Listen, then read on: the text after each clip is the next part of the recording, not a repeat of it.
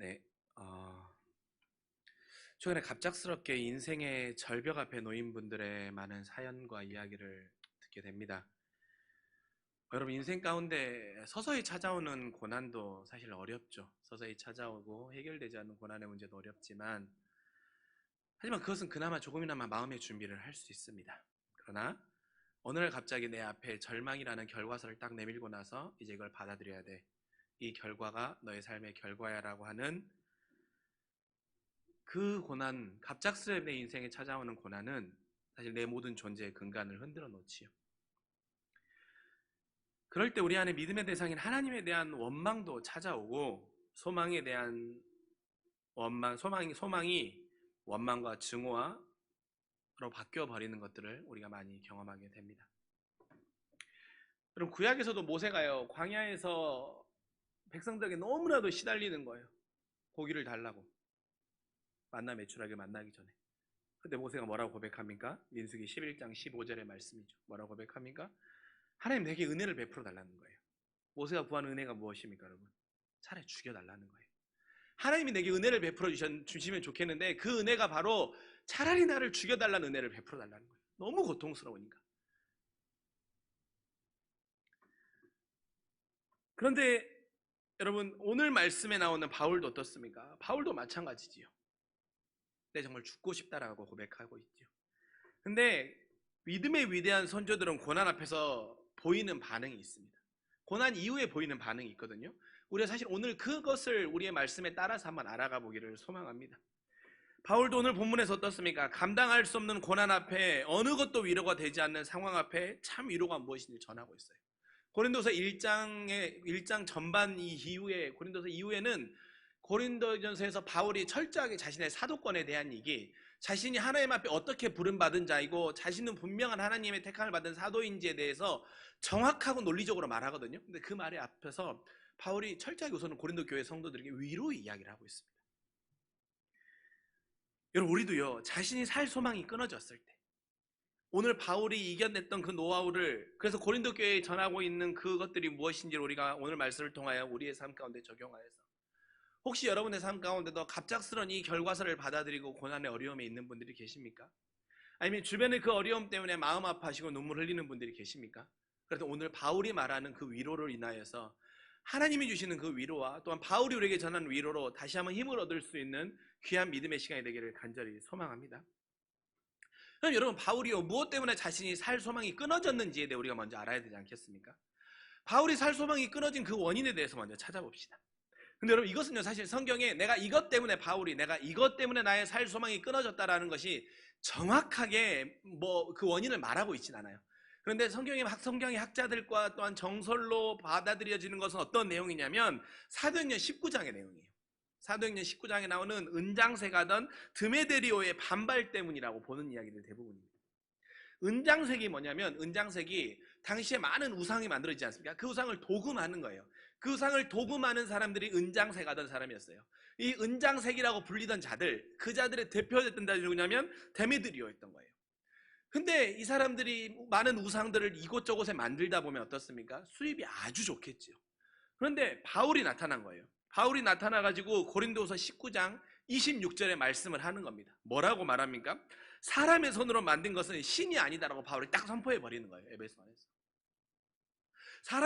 사람의 손으로 만든 것은 결코 신이 될 수 없다고 딱 선포하고 나니까, 그런데 이 말씀은 어떻습니까? 진리이고 권능이 있고 능력이 있으니까 사람들이 그 말씀을 다 굴복하는 거예요.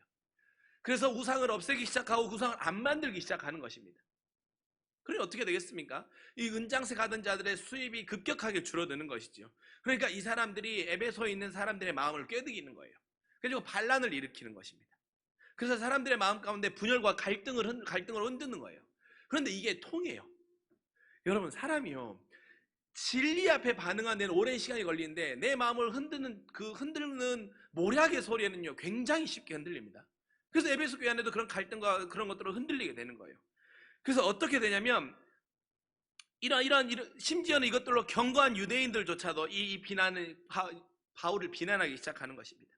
그래서 이 비난의 소리가 고린도 교회까지 찾아오는 거예요. 사람들이 고린도 교회까지 찾아와서 이 비난의 소리로 바울을 힐난하는 겁니다. 그리고 고린도 교회조차도 동요하게 되는 거예요. 심지어 바울이 어떤 일을 당하냐면 바울이 이것 때문에 큰 뭐라고 표현해야 될까요? 경기장 안에 들어가서 이 일에 대해서 본인이 내가 말하는 것이 진리라고 증명해야 되는 자리에 가야 되는 상황에 놓인 거예요. 근데 주변에 많은 사람들은 다 말립니다. 왜? 그 자리에 끌려가면 죽는 거거든요. 그래서 바울이 나는 가겠다고 하지만 많은 주변인들이 말려서 가지 않거든요. 그리고 나서 그런데 이제 고린도 교회 이런 소식까지 들리는 거예요. 바울이 세웠던 그 교회, 고린도 교회 안에 성도들의 마음이 이런 잘못된 소식으로 흔들리는 소식을 들었을 때, 또한 나로 인하여서 나를 돕는 자들이 그 큰 원형 경기장에 끌려가서 사람들의 조롱과 비난의 소리를 들을 때 바울의 마음이 무너지는 것입니다. 그래서 내가 살 소망이 없다라고 하는 거예요. 내가 개척한 교회 성도들이 이러한 모습을 보이는 것 때문에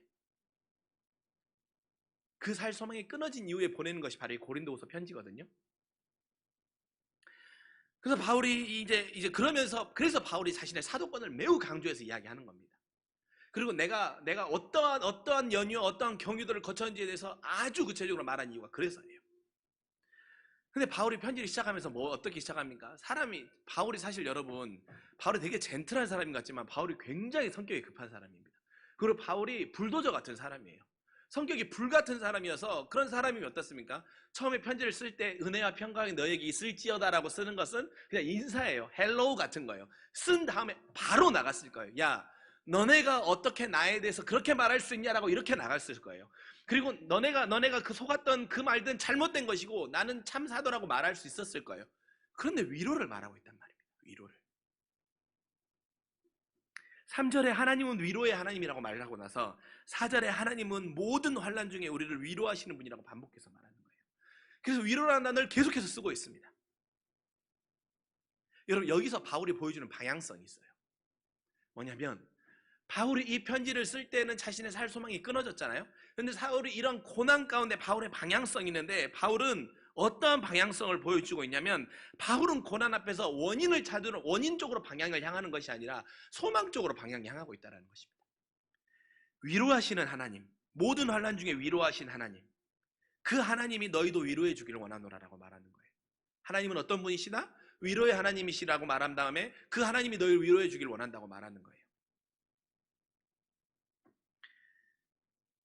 바울은요, 고난 앞에 원인에 끌려가는 모습을 보이잖아요. 고린도 교회 성도들에게 어찌하여서 너희들이 그러한 말이 현혹됐는지, 그리고 어디서부터 잘못됐는지 따져 묻지 않습니다. 왜입니까, 여러분? 원인을 따진다고 해서 벌어난 일이 없어지지 않아요. 원인을 찾는다고 해서 내에게 지금 생겼던 이 상황이요, 사라지지 않습니다. 만약에 바울이 여기에 집중해서 어떻겠습니까? 고린도 교회 성도들이는 서운함의 감정과 더불어 비난이 멈추지 않았을 거예요. 그럼 어떻습니까? 이 편지를 받는 고린도 교회 성도들도 스스로 마음이 움츠러들었을 거예요. 그리고 고린도 교회 성도들 자체도 되게 사람이 작아졌을 거예요. 그 다음에 그 고린도 교회를 통해서 해야 될 하나님의 사역에 대해 소극적으로 변했을 것입니다. 그러나 바울은 그것을 하지 아니하고 차라리 그 시간에 바울은 소망에 집중했던 것입니다. 나를 위로하시던 전능하신 하나님이 너희도 위로하기를 원하노라라고 말합니다. 그래서 성도들에게 위로의 하나님을 제시하고 그 소망의 방향으로 뛰어가기를 강조하고 있는 거예요. 여러분, 우리는요, 고난 앞에서 원인을 찾는 일에 매우 익숙해요. 고난 앞에 원인을 찾는 일에서. 근데 원인을 찾아가면 가장 먼저 누구를 괴롭힌지 아십니까? 가장 먼저 나를 괴롭혀요. 내 앞에 딱 고난의 상황에 놓이면, 정말 갑작스러운 고난의 결과세 내 앞에 딱 놓이면 먼저는 나를 괴롭힙니다. 내가 뭘 잘못해서 그렇고, 내가 뭘 어째서 그렇고. 다음은 어떻습니까? 여기서 답이 안 찾아지면 그 다음에 내 주변인들에게서 원인을 찾으려고 해요. 그래서 어떻습니까? 내 주변의 사람들도 내가 원인을 찾으려고 하는 이 모습 때문에 힘들어하고 때로는 원망하기도 합니다.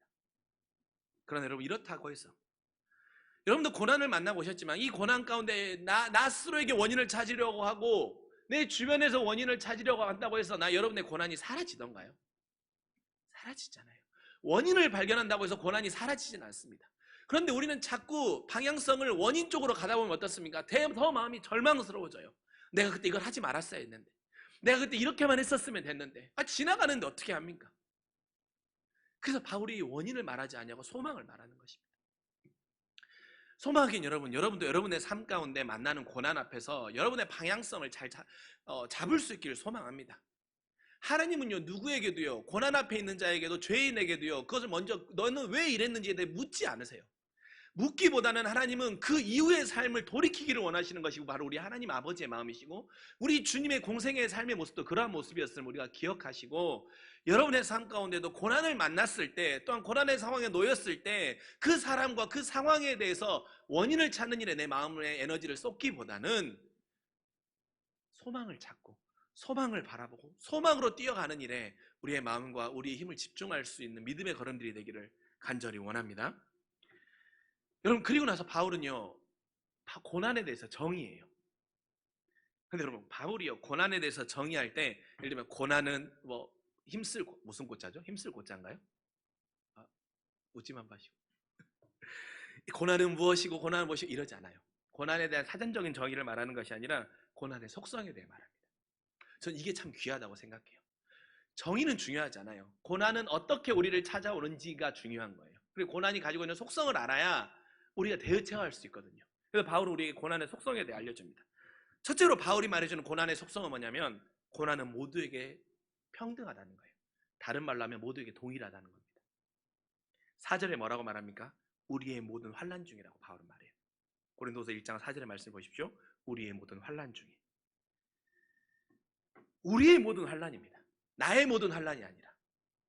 여러분, 바울도요, 온갖 고난을 겪었던 사람입니다. 우리 바울의 고난에 대해서 너무나도 잘 표현되어 있는 부분이 어디입니까?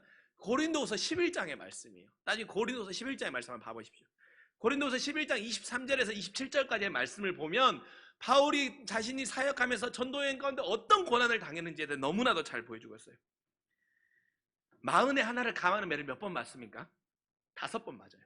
여러분, 마흔에 하나를 감하는 매 잘 아시죠? 뭡니까? 40대 맞으면 사람이 죽는 거예요. 그러니까 죽기 전까지 맞는 거를 5번을 맞아요, 매를. 채찍으로 몇 번을 맞습니까? 3번을 맞아요. 돌로 몇 번을 맞습니까? 1번 맞습니다. 복음을 전하러 가다가 배가 파손당하는 일을 무려 3번을 겪습니다. 이게 바울 스스로 자기가 하는 말이에요. 야, 고난 누가 고난을 많이 겪었나 대회에 나가면 뭐 나도 빠지지 않을 정도로 엄청난 고난을 겪은 사람이 바로 나라는 거예요. 남의 인생이 이게 보이지 않을 뿐이지, 바울이 사도이기에, 사람들 앞에 서는 사람이기에 되게 멋있고 되게 고난이 없을 것 같고 고난에서 되게 초월할 것 같은 사람이지만, 사실 모든 인간은 살아가는 삶의 자리에 고난의 흔적들이 있는 거예요. 바울도 마찬가지예요. 하나님의 사역을 하고 하나님의 나라를 위해서 뛰는 바울이지만, 그렇다고 해서 바울의 삶 가운데 항상 영광과 평강이 넘치는, 영광과 평강과 평탄한 길만 있었던 것이 아니라 사실 누구보다도 더 깊은 고난이 바울과 함께 했던 것입니다. 그렇게 강도의 차이만 있을 뿐이지 고난은 모두가 겪어야 하는 삶의 과정임을 바울은 말해주고 있습니다. 심지어 우리 주님도 그러셨어요. 주님도 겟세마네에서 기도하시잖아요. 내가 심히 괴로워 정말 미치겠다고. 누가복음 뭐 마가복음 어디에 봐도 나와 있죠. 그래서 여러분, 고난은요, 모두에게 동일해요. 고난은 결코 나에게만 오는 게 아닙니다. 두 번째로 바울이 말하는 고난의 속성은 무엇입니까? 고난은 쓰임이 있다라는 거예요. 고난은 쓰임이 있어요. 4절 이후의 말씀입니다. 바울이 뭐라고 말합니까? 우리가 하나님께 받은 위로로 다른 사람을 위로해 줄 수 있다고 말하는 거예요. 그리고 6절의 말씀입니다. 6절의 말씀 봅시다. 이 위로가 너희 속에 역사하여 우리가 받은 것 같은 고난을 너희도 견디게 하느니라라고 말하는 거예요. 이 위로가 너희 속에 역사하여 우리가 받은 고난을 너희도 견디게 하느니라. 바울이 고난에 있었죠. 깊은 고난의 터널들을 겪었지만 하나님이 주신 위로가 있었던 거예요. 그랬더니 바울이 그래서 이렇게 편지에 쓸 수 있는 겁니다. 너희도 지금 고난 가운데 있잖아. 나의 고난을 봐. 근데 나의 고난 가운데 함께 하시던 네 위로의 하나님이 너희도 위로해주고 너희도 견디게 해주실 거야 라고 말하는 것입니다. 바울은 자신에게 고난이 찾아와 이로 인해 하나님이 주시는 위로와 소망을 찾던 모든 과정들을 결국 고린도 교회 성도들을 위함이라고 말하고 있는 거예요. 내가 이렇게 편지에 고백하고 있는 것처럼 내가 이런 많은 고난을 당했던 그 이유 중에 중요한 이유 중에 하나는 뭐냐면, 너희들이 고난의 터널을 건너가고 있을 때, 그 고난의 한가운데 있을 때 하나님이 나의 이 고난을 통해서 너희를 위로하시기 위해서 나에게 고난을 주셨다라고 말하는 것입니다. 그래서 나의 고난은 아픔이 아니라 너희에게 중요한 쓰임이 될 수 있었기에 내가 하나님 앞에 감사한다라고 말하는 거예요. 예전에 지금 우리 교회 권사님 한 분이 갑작스럽게 암이 발견되셔가지고 수술을 받게 됐었습니다. 그래서 수술 전날 권사님이 이제 이번에는 병원에 찾아갔었어요. 그래서 권사님이랑 이런저런 이야기를 하는데 그 권사님이 저에게 이렇게 말씀하시는 거예요. 목사님, 제가 예전에는 주변 성도들이 암이라고 하면 그렇게 크게 다가오지 않았대. 아, 참 어쩌냐 이랬대요. 근데 내가 막상 암에 걸려 보니까, 내가 이제 암 수술을 받아야 되는 이제 하루를 앞두고 있어 보니까, 이제 그들의 아픔을 누구보다도 공감하며 위로해 줄 수 있는 도구가 하나 생겼네요라고 말씀하시는 거예요. 아, 저는 그 고백이 너무나도 크게 저에게 도전으로 다가왔습니다. 고난 앞에 이제 내가 권사님 지금 잘 치료받으시고 회복되셔 지금 일상생활 하시는 아무 문제가 없으시거든요. 나에게 왔던 그 고난이 이제 똑같은 고난을 겪는 사람에게 누구보다 더 큰 위로와 누구보다 더 큰 공감을 해주며 기도해 줄 수 있는 도구로 쓰일 수 있게 되었다. 그래서 나의 고난이 하나님의 위로를 전할 수 있는 좋은 도구로 쓰일 수 있게 되었다는 이 쓰임에 대해 감사함으로 고백하는 그 고백이 참 저에게는 귀하게 다가왔습니다. 여러분, 고난은 분명 고통입니다. 고난은 고통인 게 분명해요. 그러나 바울은 오늘 우리에게 고난도 쓰임이 있으며 내 고난을 다른 이유를 위해 쓸 수 있는 것이 성도의 성숙이라고 전하고 있는 것입니다. 여러분, 분명 여러분의 삶 가운데 찾아온 또는 여러분 삶 가운데 만났던 고난은 그 고난은 다 쓰임이 있습니다. 이유가 없는 고난은 없습니다. 그렇게 여러분이 받았던 그 고난이 하나님이 여러분과 같은 비슷한 상황에 있는 자들을 위로하시기 위해 쓴다고 하실 때 여러분 그것을 감사함으로 쓸 수 있고 또한 나눌 수 있는 여러분들이 될 수 있기를. 그래서 나의 고난이 하나님 나의 인생 가운데 아픔이었습니다가 아니라 하나님이 하나님의 위로를 전하기 위한 도구로 이것을 심으셨다면 내가 하나님 앞에 감사합니다라고 고백할 수 있는 그 고백이 우리 안에 있을 수 있는, 그것이 바로 성도임을 우리가 인정하고 우리의 고백으로 올려드릴 수 있기를 간절히 원합니다. 세 번째로 고난은 뭐라고 말하냐면, 바울은 고난은 내가 사랑받고 있는 존재임을 알게 하는 속성이 있다고 말하고 있습니다. 여러분, 고난은 어떻습니까? 고난이 왜 힘드냐면 이제 내가 할 수 있는 것들보다는 포기해야 되는 것들이 늘어가고 내 의지로 바꿀 수 있는 것들이 보이지 않기 때문에 절망스러운 거예요. 내가 내 의지로 바꿀 수 있고 조금만 지나면 사라지는 것이면 상관없는데 어떻습니까? 내가 할 수 없는 것들이 점점 많아지고 내가 내 수단과 방법으로는 되지 않기 때문에 고난이 힘든 거예요. 바울도 그 마음을 잘 알았어요. 그래서 11절의 말씀에 이렇게 고백합니다. 11절의 말씀. 우리를 위하여 간구함으로 도우라는 거예요. 바울이 위로의 말씀을 전하면서 마지막에 뭐라고 말하냐면 우리를 위하여 간구함으로 도우라는 거예요. 나를 위해 기도해달라는 것입니다. 우리를 위해 기도하라는 거예요. 그리고 고린도 교회 성도들이 내 일처럼 울며 기도하는 모습을 보았습니다. 그리고 조금이나마 도움이 되고자 하는 마음들을 향함을 바울은 알게 되었습니다. 그래서 11절에 하나님께서 많은 사람의 기도를 들으시고 우리에게 은총을 허락하신다라고 고백하고 있습니다. 위로가 믿음의 가족들을 통해 내게 전달됨을 목도하는 것이지요. 여러분, 여러분의 고난의 순간 가운데 어떻습니까? 여러분을 위해 기도하는 수많은 사람들이 있음을 우리는 보게 됩니다. 때론 알지 못하는 나의 이웃이, 때론 인사만 하고 지나갔던 우리 교회 성도들이 나를 위해 기도하고 있고, 아, 내가 정말로 사랑받고 있는 존재였구나. 아, 하나님이 나와 함께하고 있는 믿음의 동역자들 이렇게 많이 붙여주셨구나. 아, 내가 세상 살아가면서 나는 혼자이고 나는 외롭고 이 고난 앞에 아무도 나를 돕는 자가 없구나라고 하는 철저한 외로움의 고립에 빠져 있는 이 상황 가운데 하나님은 고난 가운데 아니, 너를 위해 기도하는 자들과 너를 사랑하는 자들과 너의 이 고난의 터널 끝에 밝은 빛으로 나아갈 수 있도록 너를 위해 중보한 자들이 이렇게 많다라고 하나님 우리의 마음 가운데 깨닫게 해주시는 것입니다. 그래서 우리에게 외로움이 아니라 아, 내가 사랑받고 있는 존재이구나를 고난은 우리에게 알려주고 있는 것입니다.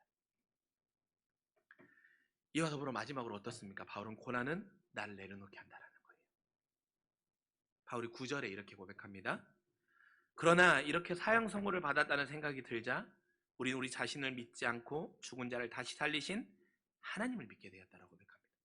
제가 조금 쉬운 성경으로 번역해서 여러분께 읽어드린 거예요. 내가 사형 선고를 받았다는 생각이 들자 우리는 나 자신을 믿지 않고 죽은 자를 다시 살리시는 하나님을 믿게 되었다라는 거예요. 여러분, 고난의 상황은요, 하나님을 원망하는 마음을 피할 수 없거든요. 처음에 고난을 만나면 저도 마찬가지입니다. 하나님, 내가 왜? 내가 왜? 이렇게 하거든요. 그 원인을 쫓아간다고 했잖아요. 그런데 여러분, 그 끝에 그것도 다 지나고 나면 어떻습니까? 바울이 고백하는 것처럼 죽은 자를 다시 살리신 하나님을 믿게 될 수밖에 없는 거예요. 하나님밖에 방법이 없구나. 하나님밖에 의지할 길이 없구나. 하나님만이 도우심이 되는구나를 고백하게 되는 것입니다. 그래서 내가 할 수 있는 희망이 다 끊어지면 되려 나를 내려놓고 원망의 마음까지도 받아주시는 하나님 말고는 소망이 없음을 발견하게 되는 것입니다. 그리고 그 끝에 하나님이 나를 홀로 놔두지 않으셨구나를 보게 되는 것입니다. 사랑하는 성도 여러분, 고난은 이렇습니다. 고난은 모든 사람에게 동일합니다. 또한 고난은 그 쓰임이 있습니다. 그리고 고난은 되려 역설적으로 내가 사랑받고 있는 존재임을 알게 되게 하는 것이고, 고난은 나를 다 내려놓고 하나님 앞에 내가 다시 한번 올곧이 서게 하는 이러한 고난의 속성이 있음을 바울은 우리에게 전하고 있습니다.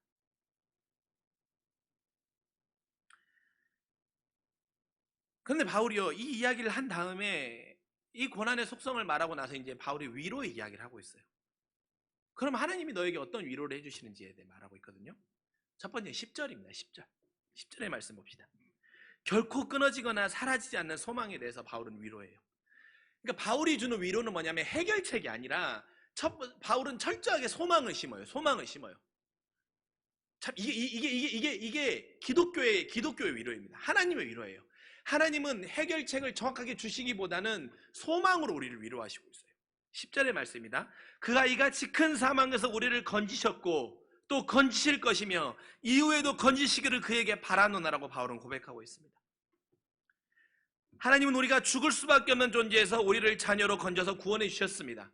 그리고 지금 이 고난의 현실 앞에서도 4절에 어떤 환난에도 위로하시고 소망을 찾게 하시는 분이시고 또한 소망으로 우리를 위로하고 계십니다. 그리고 우리를 홀로 놔두지 않으시고 내 주변에 나를 위해 기도하는 자들을 붙여주시고 하나님도 내 손을 붙잡고 내가 이 고난의 터널을 지나갈 수 있도록 나와 함께하고 계십니다. 그러나 이것이 끝이 아닙니다. 이후에도 건져주실 것을 내가 확신하노라고 말하고 있지 않습니까? 건져주셨고 건지시고 이후에도 건져주실 하나님이신 겁니다. 결코 끊어지지 않냐고 결코 사라지지 않을 소망으로 하나님은 우리에게 말씀해주고 있는 것입니다. 그런데 여기서 중요한 것이 있어요. 그에게 바라노라라는 말입니다. 그에게 바라노라. 하나님을 향한 여러분의 신뢰로 바라는 자에게는 그 은혜와 위로가 위하는 것입니다. 내가 그에게 바라야 돼요. 내가 하나님께 소망을 찾지 않으면 하나님이 주고 싶어도 우리가 받을 수 없는 거예요. 여러분, 고난 앞에 그에게 바라야 되는 마음이 있기를 원합니다. 그를 원망하는 마음이 아니라 그에게 바라는 우리의 마음이 세워지기를 소망합니다. 그에게 바라는 마음으로 올곧이 서면 이전의 고난에서 나를 구원해내셨고 지금의 고난에서 나를 건지실 것이고 이후에 만날 고난에서 건지셔서 나를 영원토록 지키실 하나님이 내 하나님이 되시고 그렇게 내 삶은 끊어지지 않는 소망의 연속입니다라고 우리의 고백이 나올 수 있는 것입니다. 여러분, 이 고백이 있으면 이 고백이 우리의 삶 가운데 진정한 위로가 되는 거예요. 두 번째로 바울은 어떻게 위로합니까?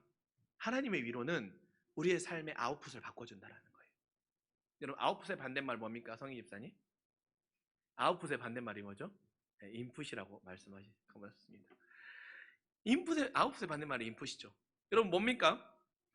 사람은요, 인풋에 따라가 아웃풋이 결정돼요. 콩 심으면 뭐가 납니까? 콩이 나고 팥 심으면 팥이 나는 겁니다. 근데 여러분, 바울은요, 환난과 고난과 시련이 들어갔는데 감사와 상대를 향한 위로가 나오고 있는 거예요. 그렇잖아요? 고린도 교회의 모습을 보면서 바울은 그 사람들에 대해서 위로가 나오고 있는 거예요. 사형 선고를 받은 것 같은 상황이 인풋이 되었을 때 원망이 아닌 다시 살리는 하나님을 믿게 되는 아웃풋이 그에게 나온 것입니다. 왜 바울은 그럴 수 있었습니까? 위대한 사역자이기에 말씀을 많이 알기에 그것도 중요하지만 바울의 중심에는 그리스도가 있었기 때문입니다. 여러분, 우리 안에 그리스도가 있으면 고난이 들어왔을지라도 우리의 고난의 인풋이 들어왔을지라도 우리의 삶의 아웃풋은 감사와 소망이 될 줄 믿습니다. 하나님이 날 위해 어떻게 해주셨는데요? 그리스도께서 날 위해 어떤 고난을 당하셨는데요? 그리스도께서 나를 어떻게 구원해 주셨는데요? 여러분, 십자가가 그런 거예요. 십자가는 인풋이 들어오면 세상의 인풋은 악이 들어오면 악이 나가고 고난이 들어오면 고난이 나가지만 십자가는 그렇지 않아요. 십자가는 어떻습니까? 주님이 십자가에서 죽으셨지만 부활하시 다시 사는 생명이 나오셨던 것이고, 주님이 그리스도에서 십자가에서 죽으시는 인풋이 들어갔지만 모든 일을 구원하는 완전한 사랑의 아웃풋이 나오지 않았습니까? 그래서 내 안에 그리스도가 있으면요, 내가 아까 말씀드렸던 나를 다 내려놓고 정말로 내 안에 그리스도가 있으면요, 여러분, 우리 인생 가운데 고난의 인풋이 들어와도 우리의 아웃풋은 감사인 거예요. 그래서 우리는 여러분, 바울이 고린도서 10장 4절을 고백하는 것처럼, 그럴 때 우리의 싸우는 무기는 나의 육신에 속한 것이 아니라 오직 견고한 진도 무너뜨리는 하나님의 능력이라고 고백할 수 있는 것입니다. 견고한 진도 무너뜨리는 하나님의 능력이 여러분의 고난을 이겨내는 힘이 됨을 기억하시길 간절히 소망합니다. 그래서 우리는 내 고난 앞에 내가 싸우는 것이 아니라 하나님의 능력이 나를 대신해 싸워주고 있는 것입니다. 그래서 그리스도가 내 안에 분명히 있는 사람은 고난이란 인풋이 들어와도 감사와 위로라는 아웃풋이 나오는 거예요. 그래서 아까 말씀드린 그 고난의 속성, 고난의 쓰임이, 내 고난이 쓰일 수 있다라고 하는 그 믿음의 고백이 내 안에 흘러나올 수 있는 것입니다. 세상의 아웃풋을 믿음의 인풋으로 바꾸어 주셔서 절망이 아닌 소망을 붙잡게 하시는 하나님의 위로를 바울은 우리에게 들려주고 있는 것입니다. 여러분, 우리의 인생 가운데 세상의 인풋이 여전히 남아있잖아요. 그러면 어떠한 고난이 들어와도, 작은 고난이든 큰 고난이 들어와도 우리의 아웃풋은 결코 바뀔 수가 없습니다. 절망이고 자책이고 비난이고 원망이고 낙심이고 괴로울 수밖에 없어요. 그리고 나를 파괴해요. 그리고 사단은 그렇게 하라고 우리를 계속 세상의 인풋과 세상의 아웃풋을 우리를 만들려고 해요. 그러나 여러분 안에 분명한 그리스도가 있으십니까? 십자가의 구원의 능력이 있으십니까? 그리고 그걸 정말로 믿으시고 확신하십니까? 심지어 이 고난이 죽음이라고 할지라도 그리스도가 있는 자는 이 고난 앞에 감사와 은혜를 고백할 수 있는 것입니다. 우리의 믿음의 싸움은 이거예요. 할 수 있을 거예요. 그러나 여러분, 이것을 아는 자는, 이것을 믿는 자는, 이것을 기억하는 자는 그 방향을 돌릴 수 있는 것입니다. 사랑하는 성도 여러분, 결국 고난이 우리에게 주는 위로는 무엇입니까? 내가 무엇으로 고난을 이겨내며 살았는지를 돌아보게 하는 것입니다. 여러분의 삶 가운데 다가갔을 때 여러분을 위로했던 것들이 무엇인지를 다시 한번 보게 하는 거예요.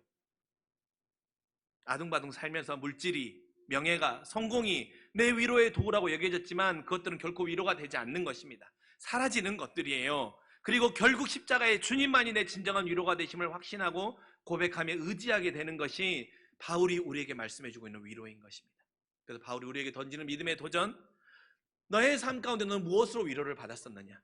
너의 삶 가운데 너에게 고난이 다가왔을 때 너를 위로해줬던 것들이 무엇이냐고 우리에게 묻고 있는 거예요.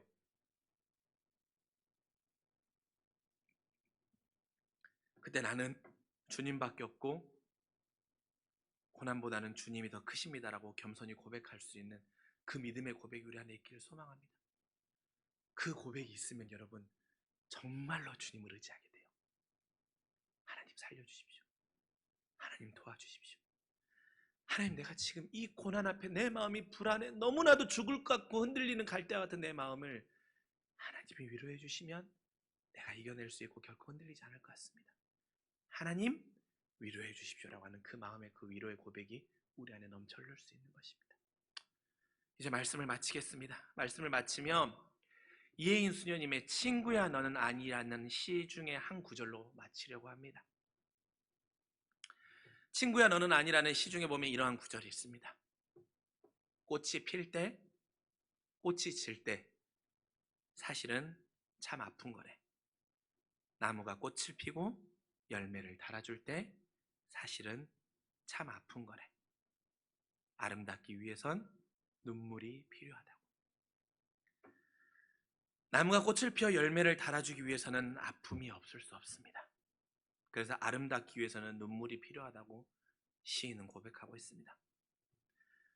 고난은 우리에게 삶의 힘겨움임이 분명합니다. 그러나 이로에 대해 주님밖에 없다는 열매를 맺는다면, 그래서 눈물이 필요하다면 고난은 우리에게 아픔이 아니라 신비일 수 있음을 바울은 우리에게 들려주고 있습니다. 오늘 바울이 들려주는 이 위로가 곧 고난의 시간을 지나고 있는 우리와 우리 주변에 있는 이들에게 소망이 되며 진리가 되며 믿음이 될 수 있길 주님의 이름으로 간절히 축원합니다. 기도하겠습니다.